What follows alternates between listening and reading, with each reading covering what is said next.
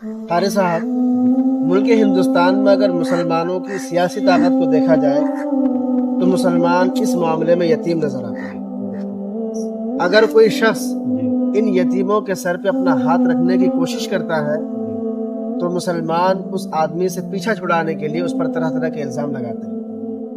ویسے ملک ہندوستان میں کوئی سیاسی تنظیم مسلمانوں کی نظر نہیں آتی ہے۔ اتنا ڈھونڈنے کے بعد صرف ایک ہی شخص نظر آتا ہے اور وہ ہے اویسی صاحب۔ آج کل لوگوں نے بھی اس کو اتنا ٹرول کرنا شروع کر دیا اور اس کو اتنا بدنام کرنا شروع کر دیا، یہاں تک کہ لوگوں نے، کچھ نافہم لوگوں نے اویسی کو بی جے پی کا بی ٹیم بتا دیا۔ ایسا ہو سکتا ہے کہ بی جے پی کی بی ٹیم ہو؟ آپ پوری ہسٹری کو اٹھا کر کے دیکھ لیجئے، پوری تاریخ کو کھنگال لیجئے کہ ملک ہندوستان میں جتنی بھی سیاسی تنظیم ہے ہر کسی کا بی جے پی کے ساتھ گٹھ بندھن رہا ہے، اور ہمیں زیادہ دور جانے کی ضرورت نہیں ہے۔ اب حال ہی میں دیکھ لیجئے کہ مہاراشٹر کے اندر کانگریس نے بی جے پی کے ساتھ گٹھ بندھن کر لیا، تو بی جے پی کی بی ٹیم کون ہوئی؟ کانگریس ہوئی یا دوسری پارٹیاں ہوئی جو بی جے پی کے ساتھ گٹھ بندھن کر رہی ہیں، وہ پارٹیاں بی ٹیم ہوں گی۔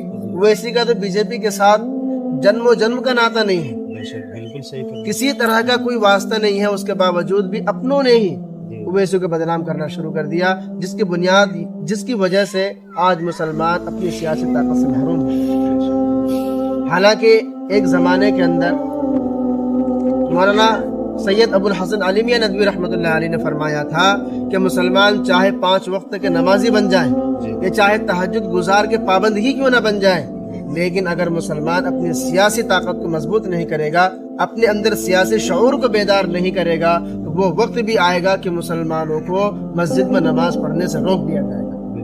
اور آج ہم اپنی آنکھوں سے دیکھ رہے ہیں کتنی مسجدوں میں تالے لگ گئے، کتنے مسجدوں کو ڈھا دیا گیا، کتنے مدرسوں کو بند کر دیا گیا، یہ صرف اس بنیاد کی وجہ سے کہ بھئی ہمارے پاس سیاسی طاقت نہیں ہے۔ تو مسلمانوں، ہمیں یہ سمجھنے کی ضرورت ہے کہ اپنی سیاسی لیڈرشپ کو مضبوط کریں، اپنے سیاسی پارٹی بنائیں۔